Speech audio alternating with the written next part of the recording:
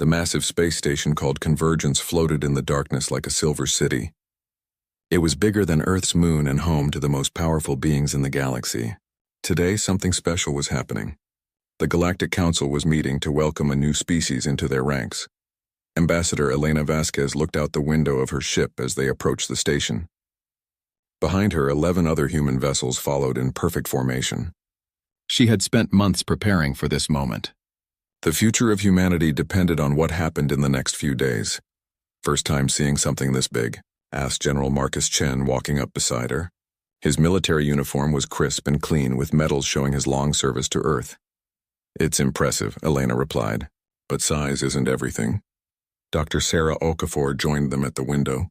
She carried a tablet filled with information about the alien species they were about to meet. "According to our intelligence, 47 different species belong to this council.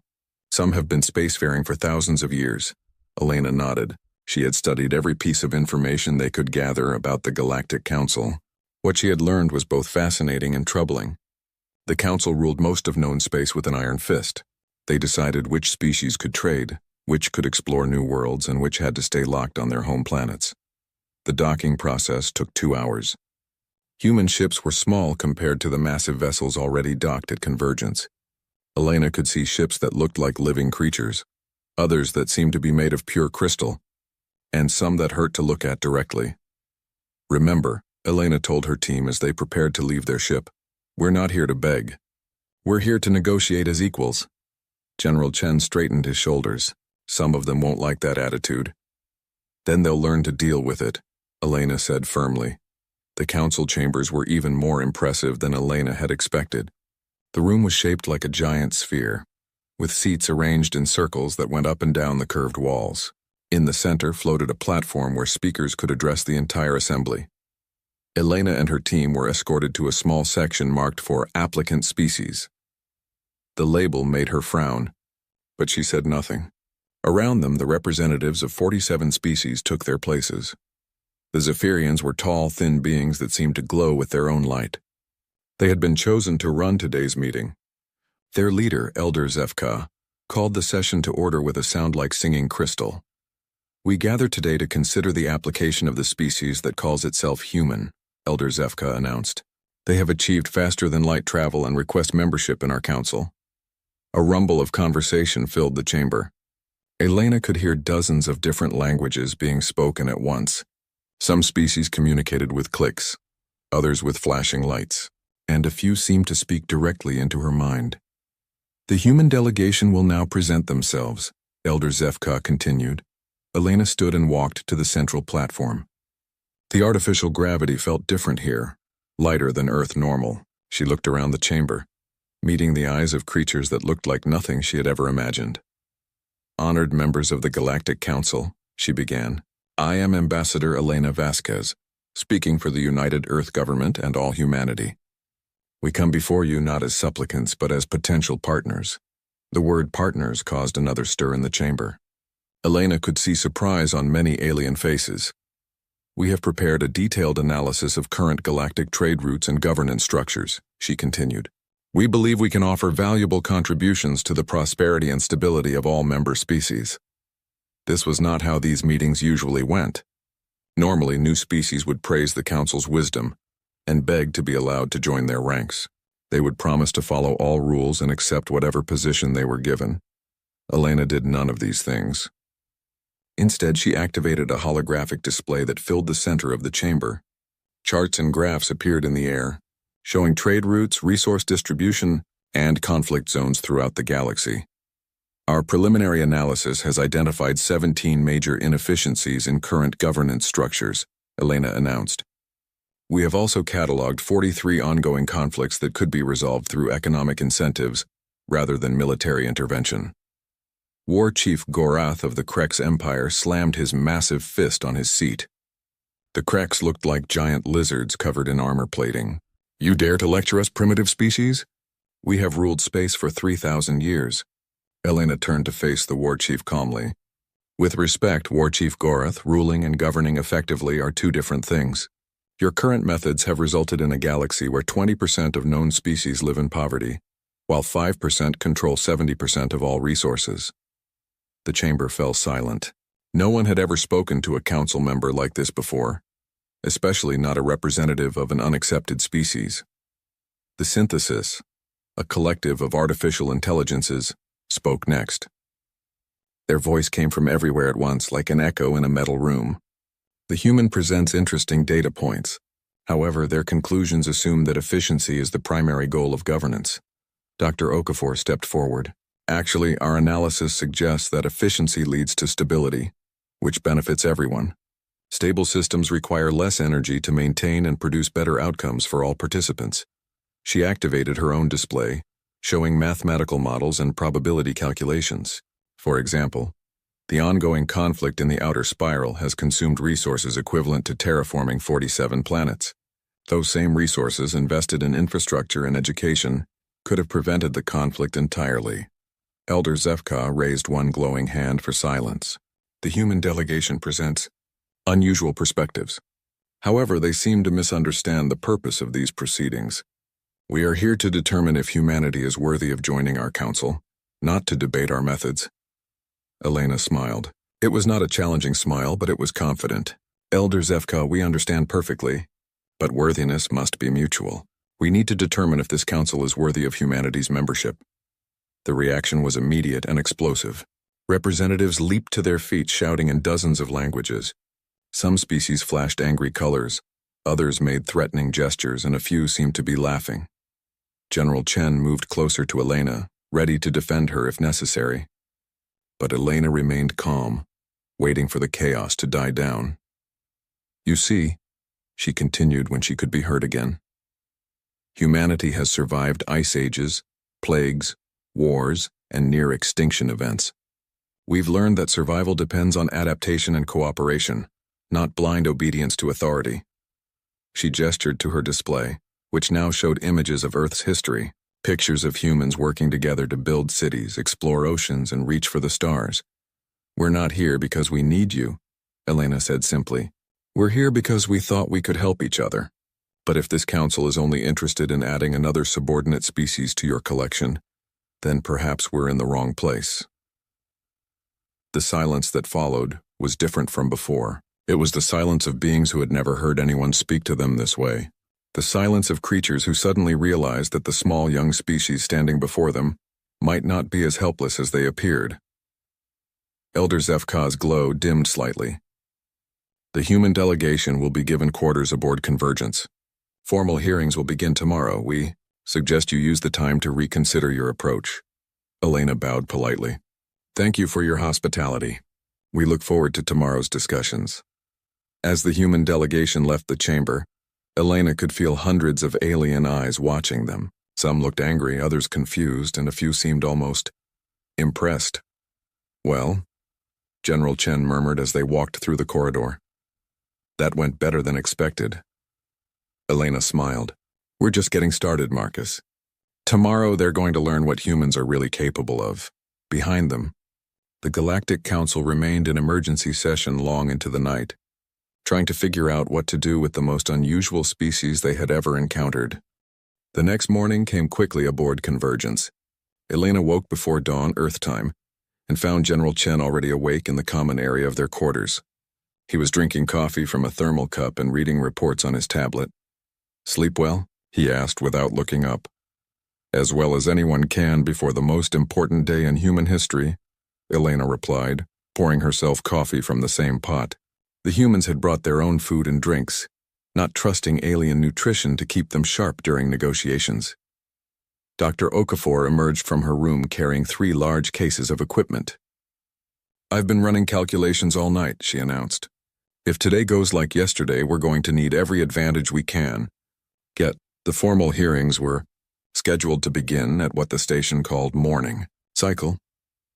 Elena and her team arrived early at the council chambers, to find them already buzzing with activity. Representatives from dozens of species filled the seats and more were arriving every minute.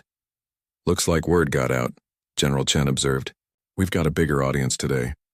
Elder Zefka called the session to order with the same crystal song as yesterday. Today we begin the formal evaluation of the human species. As is traditional, council members will present scenarios to test the applicant's worthiness. Elena took her place on the central platform. Around her, the alien representatives leaned forward in their seats like predators watching prey. War Chief Gorath of the Krex Empire spoke first. His voice boomed through the chamber like thunder. Humans, your species seeks membership in this council. But first you must prove you understand the realities of power. A holographic display appeared above Elena's head, showing a star map with several systems highlighted in red. These systems are in dispute between two member species, the Hegemony of Worlds and the Trade Federation. Both claim historical rights to the territory. Military forces are gathering. War seems inevitable. How would the council resolve this conflict? Elena studied the display for several moments. The other council members watched, expecting her to suggest a compromise or perhaps recommend that the stronger species should win. Instead, Elena asked, War Chief Gorath, how long has this dispute been ongoing? 47 standard years, Gorath replied with obvious pride. It is a complex matter requiring careful consideration. I see, Elena said. And in those 47 years, how many ships, personnel, and resources have been devoted to monitoring this situation? Gorath's eyes narrowed. That is not relevant to the scenario. Actually, it is, Elena replied calmly. She gestured, and Dr. Okafor activated a new display showing economic data. According to publicly available information, this dispute has consumed approximately 15 trillion galactic credits in military positioning, diplomatic missions, and economic sanctions. The chamber stirred with surprised murmurs. Few species bothered to calculate the costs of ongoing disputes. The real question, Elena continued, is not how to resolve this conflict, but why it exists in the first place. Dr. Okafor, Sarah stepped forward, her display showing detailed analysis of the disputed systems. These systems contain rare earth minerals essential for faster-than-light drive construction. The dispute began when the Galactic Council established mining quotas that favored established species over newer members. She highlighted several charts showing resource distribution over time. The hegemony receives 4 times the mining permits of the Trade Federation, despite the Federation having twice the population and greater technical expertise in mineral extraction. Elena nodded. The conflict isn't really about historical claims. It's about an unfair resource distribution system that forces species to fight over scraps instead of cooperating to increase overall output. General Chen activated his own display, showing military deployment patterns. Meanwhile, both sides are spending more on military positioning than it would cost to simply increase mining efficiency and provide adequate resources to both parties. War Chief Gorath stood up from his seat, his massive frame intimidating even at a distance. You ignore the question. How would you resolve the dispute? Elena smiled. I would eliminate it. Restructure the mining permits based on population and technical capability, rather than political influence. Establish joint mining operations with shared profits. The conflict disappears because there's no longer anything to fight about. The silence that followed was broken by the voice of the Synthesis Collective. The human solution assumes perfect cooperation between competing entities. This assumption is flawed. Dr. Okafor turned toward the geometric avatars representing the synthesis. Actually, game theory suggests that cooperation is the optimal strategy when both parties benefit from long-term stability. Competition only makes sense when resources are genuinely scarce. She activated a new display showing mathematical models. Your current system creates artificial scarcity to maintain control. But artificial scarcity is inefficient and unstable. It requires constant energy to maintain and produces suboptimal outcomes for all participants. One of the synthesis avatars flickered. Define suboptimal outcomes. Gladly, Sarah replied. Current galactic GDP could increase by 37%, simply by eliminating artificial trade barriers and resource restrictions. That means every species in the galaxy could be wealthier and more secure, without taking anything away from existing power structures. The chamber erupted in confused conversation. The idea that everyone could benefit simultaneously was foreign to most council members. Elder Zefka raised his glowing hand for silence. The Hegemony of Worlds will present the next scenario. A new representative stepped forward. The Hegemony delegate was tall and thin, with blue skin and 4 arms. When she spoke, her voice had a musical quality that was almost hypnotic. Humans, she began, consider this philosophical problem. A species develops technology that could benefit all galactic civilization, but sharing this technology would eliminate their competitive advantage and potentially make them vulnerable to conquest. Should they share the technology or protect their interests? Elena expected this kind of question. It was designed to test whether humans would choose cooperation or self-interest when the stakes were high. Representative Kalanoon, Elena said, addressing the hegemony delegate by name, your question assumes that sharing technology automatically creates vulnerability. But history suggests the opposite is true. She gestured to Dr. Okafor, who brought up displays showing human technological development. On Earth, our greatest advances came through international cooperation. The internet, space travel, medical breakthroughs, all of these required multiple nations working together. But surely, Kalanoon interrupted, some species tried to hoard their advantages. Absolutely, Elena admitted. And those species fell behind. The nations that tried to keep secrets found themselves isolated while others moved forward through collaboration. General Chen stepped forward. There's also a military consideration. A species that shares beneficial technology creates allies. A species that hoards technology creates enemies. Which position is more secure in the long term? He activated a display showing alliance patterns throughout galactic history. Every major power that fell in the last 1,000 years was defeated by coalitions of smaller species working together. Isolation is not strength. It's vulnerability waiting to happen. Kalanoon's forearms gestured elegantly. Yet the hegemony has maintained power for millennia through careful resource management. With respect, Elena replied, the hegemony has maintained its position by preventing other species from reaching their full potential. But that's not sustainable. Eventually, suppressed species either rebel or find ways around your restrictions. She pointed to the trade data still visible in the chamber. Your current system requires increasing amounts of energy to maintain control over an increasing number of species. It's like trying to hold water in your hands. The harder you squeeze, the more slips through your fingers. The hegemony delegate returned to her seat without another word. The questioning continued for hours. Each council member presented scenarios designed to test human judgment, values, and capabilities. The Traders Guild asked about economic policy. The Explorers Alliance posed questions about territorial expansion. The Peacekeepers presented moral dilemmas about the use of force. To each question, the humans responded with analysis, data, and alternative frameworks that challenged the basic assumptions behind the problems. They didn't just answer the questions. They questioned the questions themselves. By the end of the session, the council chambers felt different. The confident superiority that had marked the beginning of the day had been replaced by uncertainty and confusion. Elder Zefka's glow was noticeably dimmer as he called for recess. The human delegation has presented interesting perspectives. We will reconvene tomorrow to discuss terms of membership. As the aliens filed out of the chamber, Elena noticed something she hadn't seen before. Small groups of representatives were gathering in corners, speaking in hushed tones and pointing toward the human delegation. I think we got their attention, General Chen observed quietly. Elena nodded, but she wasn't celebrating yet. The real test starts tomorrow, Marcus. Today they were just testing us. Tomorrow they're going to try to break us. Dr. Okafor was already packing up her equipment, but her expression was thoughtful. Did you notice how the third day of negotiations began differently? When Elena and her team arrived at the council chambers, they found the seating arrangement had changed. The human delegation was no longer seated in the small applicant species section. Instead, they had been moved to an even smaller area marked probationary review. Subtle, General Chen muttered under his breath.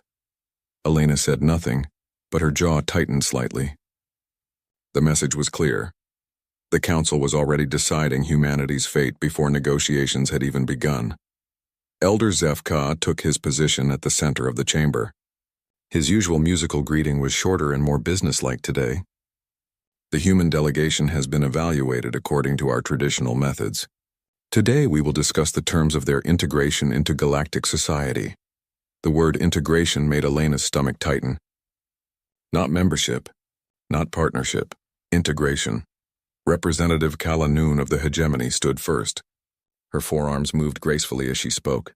The hegemony has reviewed the human species' technological capabilities Military strength and resource potential. We are prepared to offer junior membership status. A holographic display appeared showing the terms. Elena read them quickly, her expression growing colder with each line. Junior members receive limited trading rights within the inner sphere.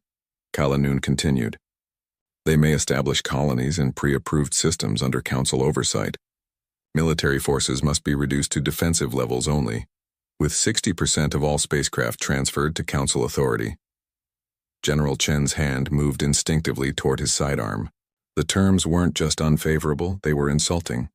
In addition, Kalanoon went on, all advanced technology must be shared with the Council for evaluation and potential distribution to other member species. Research and development activities require prior approval from the Technology Assessment Board. Elena stood slowly. Around the chamber, alien representatives watched her with expressions ranging from bored to smug.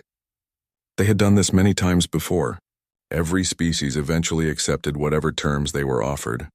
Representative Kalanoon, Elena said clearly, thank you for clarifying the Council's position.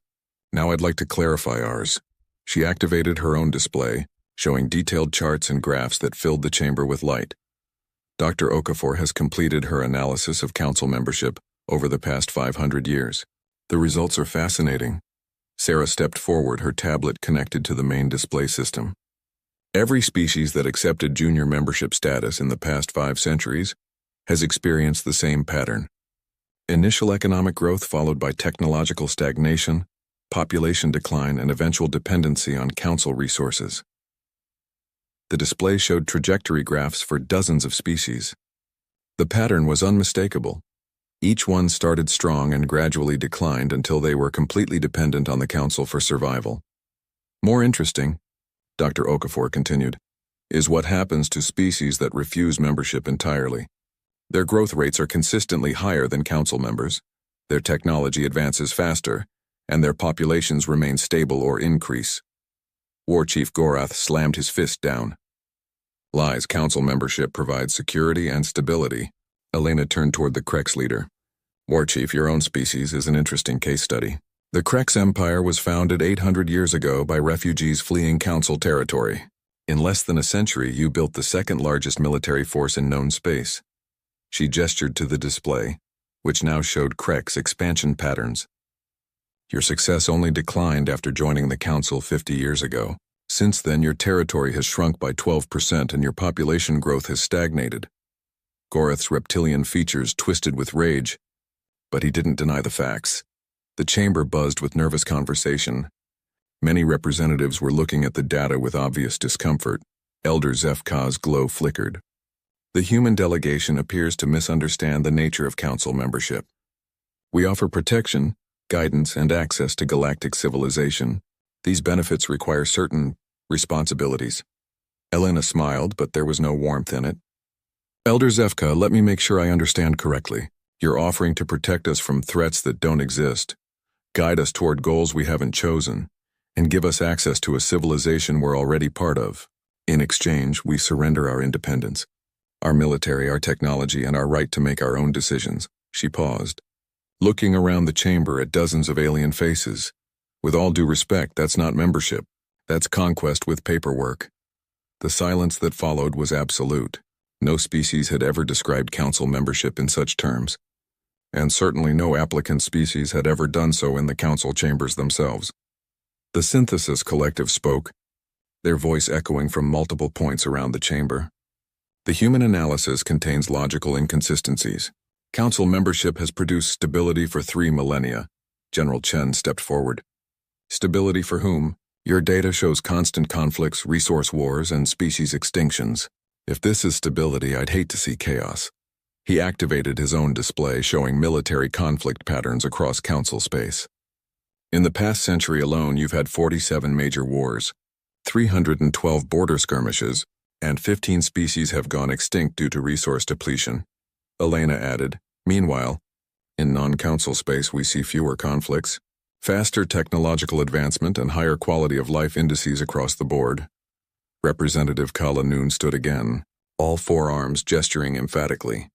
The human species demonstrates exactly why council oversight is necessary. Your aggressive nature and confrontational attitude prove you need guidance. Elena turned to face her directly. Representative, in the past 72 hours, how many times has humanity threatened violence? How many weapons have we drawn? How many times have we insulted or attacked other species? Kalanoon's blue skin darkened slightly. She had no answer. Now, Elena continued, how many times have council members made threats, displayed weapons, or used insulting language during these same discussions? The point was made. Even during these negotiations, the civilized council members had been more aggressive than the primitive humans. Elder Zefka raised his glowing hand. Enough, the council has made its offer. Will humanity accept junior membership or not? Elena looked at her team. General Chen gave a slight nod. Dr. Okafor was already packing her equipment. The decision had been made before they entered the chamber. Elder Zefka, members of the Galactic Council, thank you for your time and consideration, Elena said formally.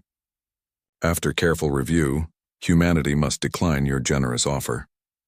The chamber exploded in shocked voices, angry shouts, and confused questions. Elena waited for the noise to die down before continuing.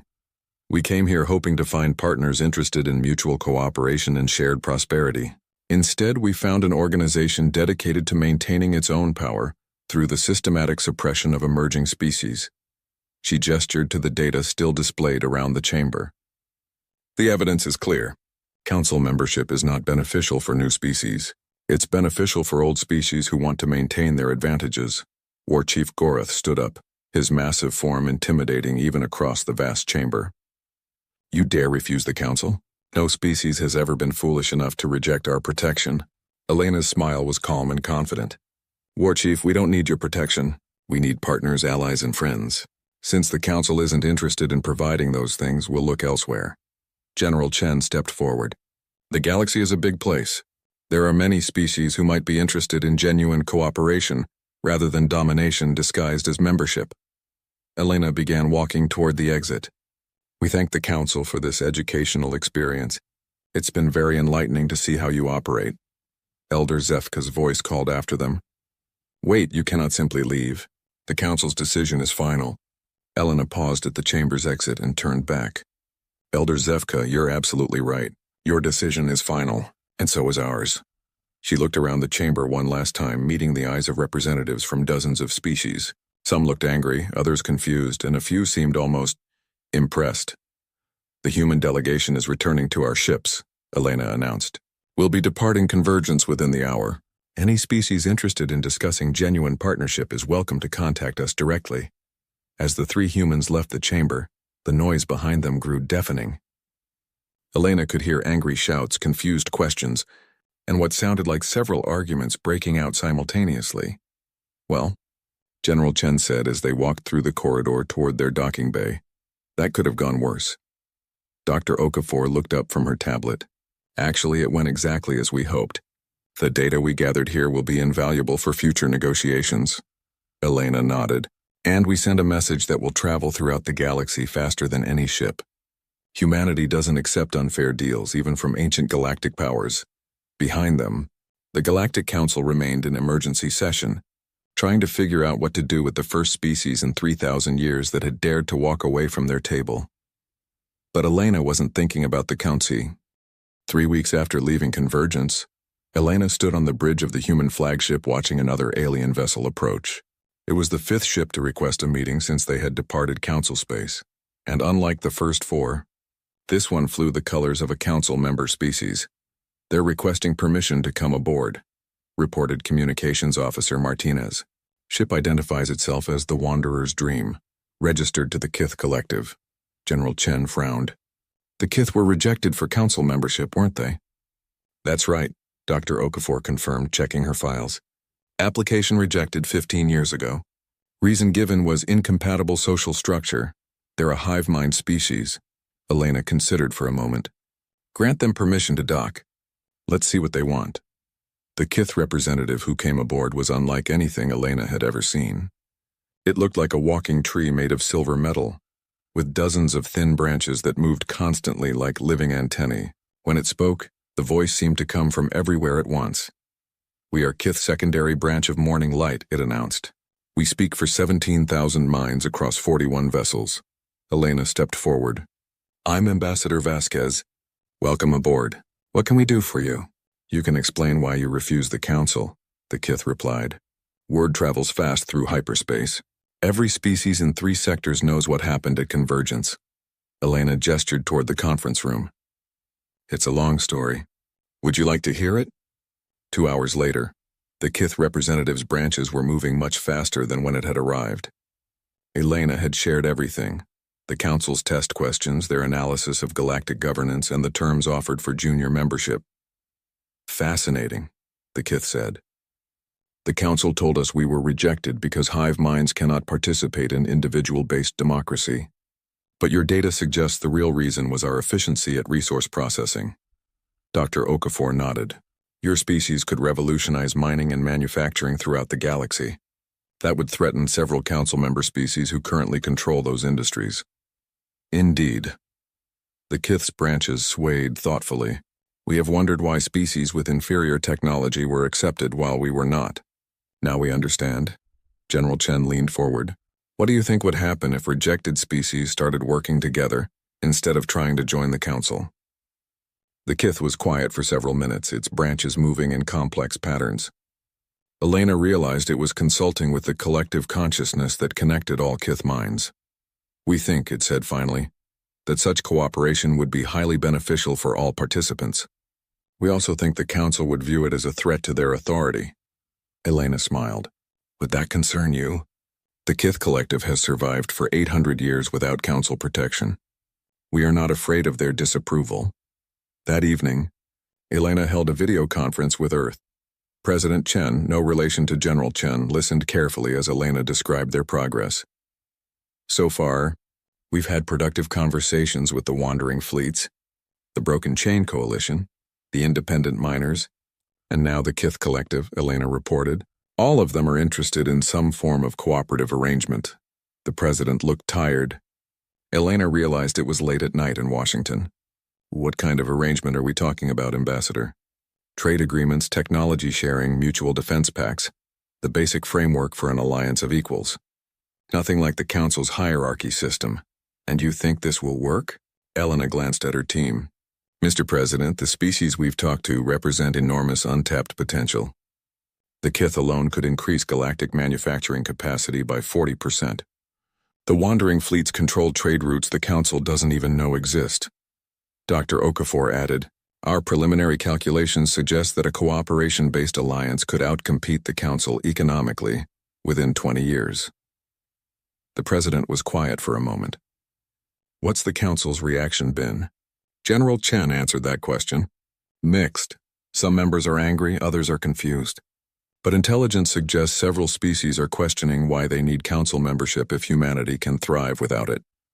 Elena leaned forward. Sir, we're getting requests for meetings from species throughout non-Council space. Word is spreading that there's an alternative to the Council system. What about military threats? None so far, General Chen reported. The Council talks tough, but they've never had to deal with species that refuse to be intimidated. They're not sure how to respond. The president nodded slowly. All right, Ambassador. Continue with your mission, but be careful. Empires don't like being ignored. 2 days later, Elena's caution proved justified. The human fleet was approached by a Council military patrol, 6 heavily armed ships led by a Krex battlecruiser. Human vessels, came the transmission from War Chief Gorath himself. You are ordered to halt and prepare for inspection. Elena took the communication in her ready room. On the screen, Gorath looked even more intimidating than he had in person. War Chief, she said politely, we're in neutral space. By what authority do you order us to halt? By Council Resolution 2847 Alpha, Gorath snarled. All vessels carrying restricted technology must submit to inspection. Elena smiled. And what restricted technology would that be? Gorath's eyes narrowed. Your faster-than-light drives use technology derived from Council databases. That makes them Council property. It was a transparent excuse and everyone knew it. FTL technology had been independently developed by dozens of species throughout galactic history. War Chief, Elena said calmly, human FTL drives were developed entirely through our own research. We have the complete development records if you'd like to review them. I don't care about your records, Goreth roared. You will submit to inspection or face the consequences. Elena's expression didn't change. And those consequences would be? For a moment, Goreth seemed taken aback. He was used to species backing down when threatened with Council military action. You would resist inspection by Council forces? Elena shrugged. War Chief, you have 6 ships. We have 12. Your ships are larger, but ours are faster and more maneuverable. More importantly, attacking civilian vessels in neutral space would be an act of piracy. She leaned forward slightly. Are you prepared to make the Krex Empire into pirates, War Chief? Goreth's massive fists clenched and unclenched. Elena could see the internal struggle on his face. He wanted to attack, but he wasn't stupid. Starting a war over an inspection refusal would be difficult to justify to the Council. This is not over, human, he finally growled. No, Elena agreed. It's not, because every species in the galaxy is watching what happens here. They're seeing whether the Council resolves disputes through law or through violence. She stood up, ending the conversation. Have a pleasant day, War Chief. The Krex ships held position for several hours before finally departing. Elena knew it was a temporary victory, but an important one. Word would spread that humans had faced down a Council military patrol without backing down. That evening, Elena received an unexpected message. It came through encrypted channels from inside Council space, and the sender was listed as Concerned Observer. The message was short. 3 Council members are questioning the wisdom of your rejection. The synthesis is running probability calculations on alliance structures. Change is coming, but it will not be peaceful. Be ready. Elena read the message twice before deleting it. She didn't know who had sent it, but the warning was clear. The Council was beginning to realize that humanity's rejection wasn't just one species making a bad decision. It was the beginning of something that could threaten their entire system. She called General Chen and Dr. Okafor to her quarters. We need to accelerate our timeline, she told them. The Council is starting to take us seriously, which means they'll start taking action soon. General Chen nodded grimly. How long do we have? Elena looked at the star charts displayed on her wall screen. Not long enough. We need to start building our alliance now, before the Council decides to stop us by force. Dr. Okafor was already running calculations on her tablet. If we can get firm commitments from the species we've already contacted, plus the 3 we're scheduled to meet next week, we'll have enough economic and military power to deter Council aggression. Elena hoped she was right, because somewhere in Council space, War Chief Goreth was probably planning a much less diplomatic encounter for their next meeting. The real test was just beginning. 1 year later, Elena stood in the main conference hall of New Harmony Station, watching delegates from 48 different species take their seats around a circular table. There were no elevated platforms here, no hierarchy of seating arrangements. Every species sat as equals. The station itself was a marvel of cooperative engineering. Built in just 8 months by the combined efforts of 12 species, it rotated slowly through space at the edge of the neutral zone. Unlike Convergence, which projected power and intimidation, New Harmony was designed for collaboration and openness. Final attendance count, reported Dr. Okafor, now serving as Secretary of the Cooperation Alliance. 48 member species with representatives from 6 more requesting observer status. General Chen, who had been promoted to Alliance Defense Coordinator, checked his security reports. No Council ships detected within 3 light-years. They're keeping their distance today. Elena nodded. Today was the formal signing of the Alliance Charter, and everyone expected the Council to try some kind of disruption. The fact that they hadn't appeared yet was almost more worrying than if they had come in force. The opening ceremony was brief and practical, reflecting the Alliance's emphasis on efficiency over pomp. Elena, as the elected first speaker, called the session to order. Fellow beings, she began, 1 year ago, humanity walked away from an offer that would have made us junior partners in someone else's empire. Today we gather as equals in our own alliance. Applause filled the chamber. Not the formal, restrained clapping of diplomatic events, but genuine enthusiasm from beings who had helped build something new. Kith's secondary branch of mourning. Light stood next. The tree-like being had become one of the Alliance's most effective organizers. Its hive mind perfect for coordinating complex multi-species projects. The economic data speaks clearly, it announced, its voice harmonizing from dozens of points around the room. Alliance trade volume has increased 400% in the past year. Resource efficiency is up 60%. Conflict resolution time has decreased by 90%. The holographic displays showed charts and graphs that would have impressed even the synthesis. The alliance wasn't just successful, it was dramatically outperforming the Council by every meaningful measure. War Chief Torgan of the Broken Chain Coalition, former slaves who had won their freedom, spoke next. The massive reptilian being had become an unlikely advocate for peaceful cooperation. The Alliance has achieved in 1 year what the Council failed to accomplish in 3 millennia, Torgan declared. Peace through partnership instead of oppression through force. Elena smiled as she listened to the reports. The Alliance had grown far beyond what she had imagined when they first left Convergence. It now included species from across the galaxy, united not by fear or tradition, but by the simple idea that cooperation worked better than domination. The formal signing ceremony had just begun when the warning alarm sounded. Elena's communicator crackled with urgent messages from Alliance Defense Forces. First speaker, came the voice of Admiral Santos aboard the flagship Endeavor. We have Council ships incoming. Lots of them. Through the station's viewports, Elena could see the flashes of ships dropping out of hyperspace. One by one, Council vessels appeared until more than 100 ships surrounded New Harmony Station. General Chen was already coordinating with Alliance Defense Forces. We have 60 ships in the area with more on the way. But if they want to fight, they don't want to fight, Elena said quietly. They want to surrender. Look at the formation. The Council ships had arranged themselves in a perfect sphere around the station, but they weren't in attack positions. Their weapons were powered but not targeted. It was a show of force designed to intimidate, not destroy. A transmission request came through on Council diplomatic channels. Elena accepted it on the main conference room screen. Elder Zefka appeared, his usual glow noticeably dimmed. Behind him, Elena could see the familiar curved walls of the Convergence station. First Speaker Vasquez, he began formally.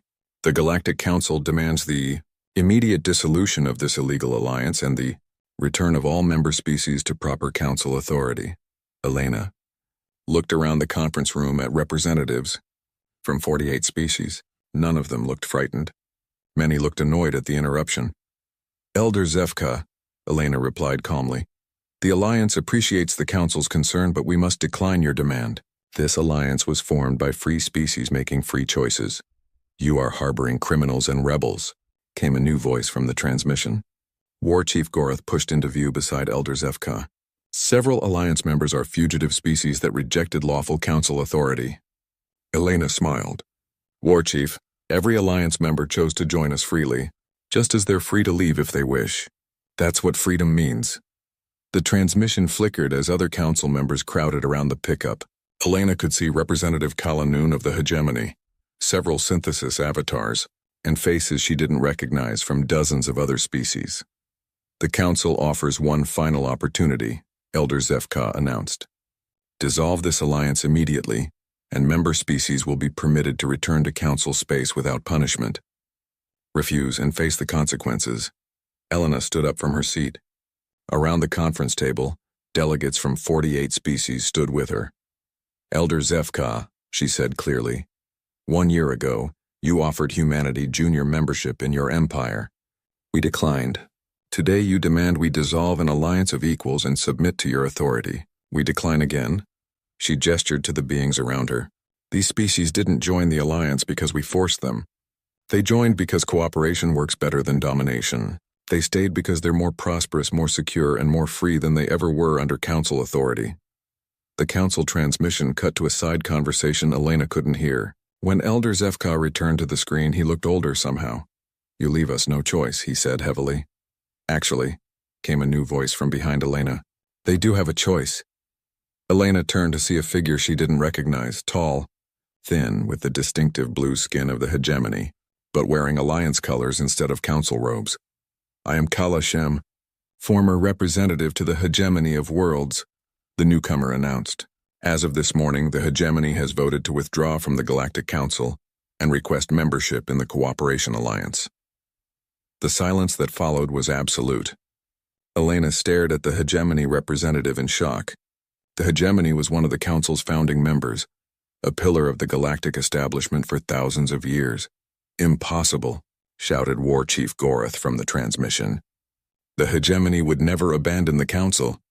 Kalashem's forearms moved in what Elena had learned was a gesture of respectful disagreement. War Chief, the hegemony has watched the Alliance's success for a full year. Our economic analysis shows that joining the Alliance would increase our prosperity by 300% within a decade. She gestured to a datapad. More importantly, our philosophers have concluded that cooperation between equals is more morally sound than domination of inferiors. We choose the Alliance. The transmission from Convergence erupted in chaos. Elena could see council members shouting at each other, some leaving their seats, others gesturing frantically. Elder Zefka looked like he had aged a century in the past few minutes.